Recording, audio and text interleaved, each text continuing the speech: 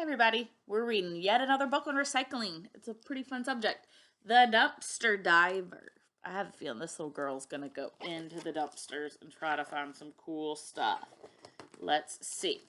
Anyone knows you can dive for treasure in the ocean, but our neighbor, Steve the electrician, dives for buried treasure right smack here in our back street alley.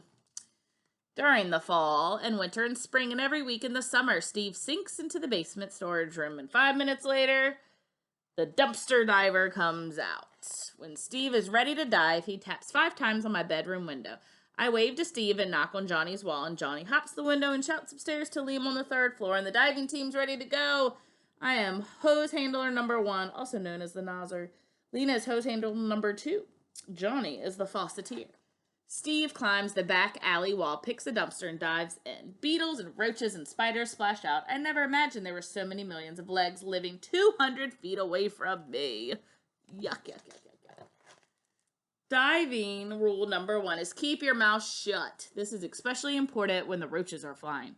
Diving rule number 2, don't blow your hose all over the place. This means the hose handlers have to be careful.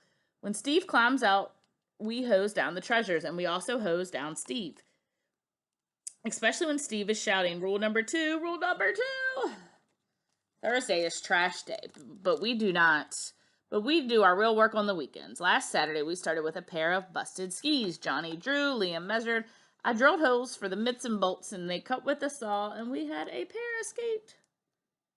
So they use all that stuff to make something new. An old blender became a lamp. An old lamp became a table. And an old table plus 2 banged up skateboards plus a ripe crib mattress and a hand shower holder plus 32 screws and a roll of duct tape can become anything you want it to be.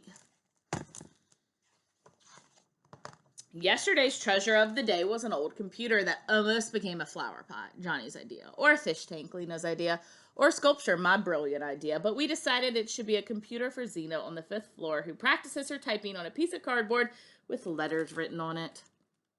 They're being neighbors and sharing with their friends. The Grouch, who lives next door to Steve, says Steve is crazy, too lazy to work hard, to make enough money to buy new stuff at the store like good people should. She thinks his apartment is full of junk. Steve said junk is good. The Grouch says we kids better watch out or we'll get cut up from the trash. But it was Steve who got cut up on broken grass. And rusted metal serves you right. What do you expect, digging through the trash? Oh, so he got hurt digging through the trash. The Grouch has a point. Starting today, we're going to stop digging through the trash. Starting today, we're going to knock on every door in every apartment building, collecting our own special dumpster diver useful junk. Starting today, we're going to put a useful junk carefully in the basement storage room, except for maybe this old wagon, and this broken rock star, this tennis racket, and the popcorn machine, and all the stuff we need for a wheelchair for Steve. Oh, they made him a little wheelchair because he got hurt because he was diving for dumpsters. That was such a silly book.